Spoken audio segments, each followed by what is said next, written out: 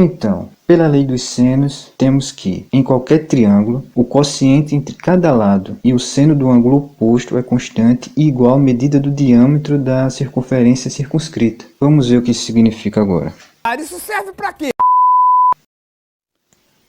Muito bem, então pegando um triângulo qualquer, como esse que está sendo desenhado e representado aí, temos que, por exemplo, fazendo a altura relativa ao lado AC, nós temos a medida, o segmento BD de medida H.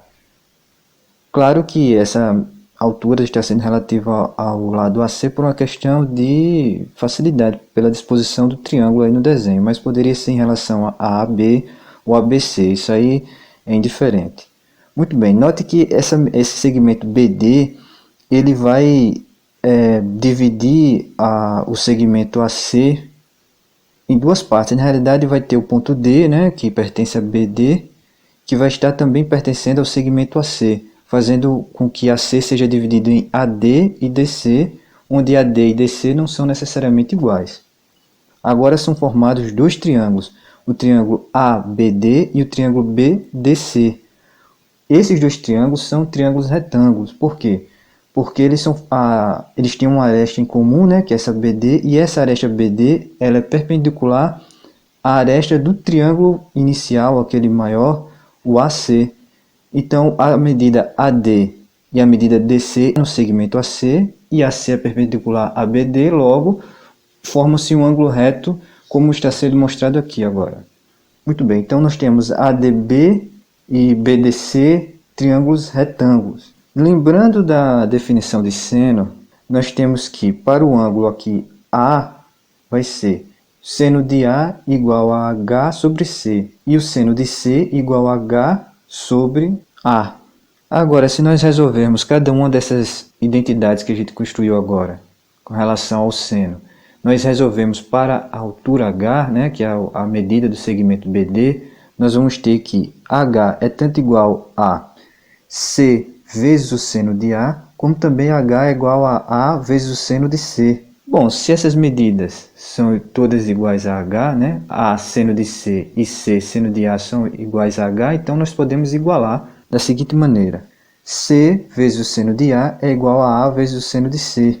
E com isso nós podemos chegar a essa situação aqui, ó, A sobre seno de A igual a C sobre seno de C. Note que o A é o ângulo oposto ao cateto A, né? A medida A, que seria o BC no triângulo inicial. O ângulo C é o ângulo oposto à medida C do triângulo original lá, né? Que seria o segmento entre A e B. Ou seja, com isso nós vemos que existe uma proporção entre a medida do seno do ângulo interno ao triângulo e o lado oposto a ele. Nesse caso aí temos para A e para C. Se nós tivéssemos utilizado a altura relativa a um outro lado, você acharia também a fração para o B, né? B sobre o seno de B também. Isso faz com que a gente chegue nessa parte aqui, nessa identidade aqui, ó. A sobre o seno de A igual a B sobre o seno de B, que é igual a C sobre o seno de C. Nesse caso nós pegamos aí talvez a principal informação da lei dos senos, né? Que é justamente essa proporcionalidade entre o seno de um ângulo interno ao triângulo e o lado oposto a esse ângulo. Porém, também na lei dos senos existe uma informação importante, que é o seguinte: cada uma dessas razões, né, que no caso vai ter o mesmo valor, já que existe essa igualdade pelo que a gente conseguiu demonstrar agora, esse valor numérico é igual ao diâmetro da circunferência circunscrita ao triângulo. Nunca nem vi, que dia foi isso? Como é que isso se organiza? Vamos lá. Só lembrando que uma circunferência circunscrita quer dizer que os vértices do polígono internos à circunferência também pertencem à circunferência, como mostra a figura, né? Então, por exemplo, os pontos A, B e C também pertencem à circunferência nesse caso. Traçando um segmento que parte de A e contém o centro da circunferência e vai até encontrar a circunferência, nós vamos ter um segmento, por exemplo, AB', vamos chamar esse ponto aqui de B', né? Esse ponto onde extremo ao segmento, o outro ponto, né, com exceção do A. E aí nós vamos ter o seguinte: a medida do segmento AB' é igual ao diâmetro, ou seja, 2 vezes o raio, né, ao diâmetro da circunferência circunscrita. Analisando essa figura, nós vamos ver o seguinte também, que o triângulo A, B' e C é um triângulo retângulo. E com isso, nós podemos calcular que o seno de B', né, do ângulo aqui, B', ele é igual a B sobre 2R. 2R é o diâmetro, né? Que é a medida de AB'. Ou ainda nós vamos ter o seguinte, que B sobre o seno de B' é igual a 2R. Agora tem um detalhe aqui. Tem um pulo do gato, por assim dizer. O seno do ângulo B' é igual ao seno do ângulo B. Por quê?